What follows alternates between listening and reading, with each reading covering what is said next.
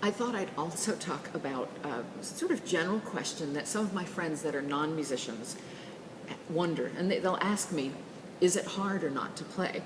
And that's kind of difficult to answer because everything is hard if it's Bach or anyone else actually, but it's particularly hard to make every note perfect when you're trying to cut through the middle of a texture. But really, if you look at some pieces that Bach wrote a little bit later for flute, like the solo partita, and we don't know exactly when he wrote it, we just are assuming it's a little bit later than this piece, but it is much more difficult.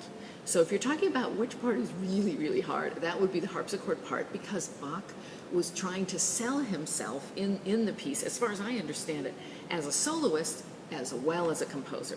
So he was trying to write something that was harder than anyone else could play, and he was already pretty much established as the, I guess, the greatest virtuoso, keyboard virtuoso in Europe. So the flute and the violin part are there to give texture and color and to follow this whole ritornello orchestra form. But the real feature of the piece, I think, is the harpsichord.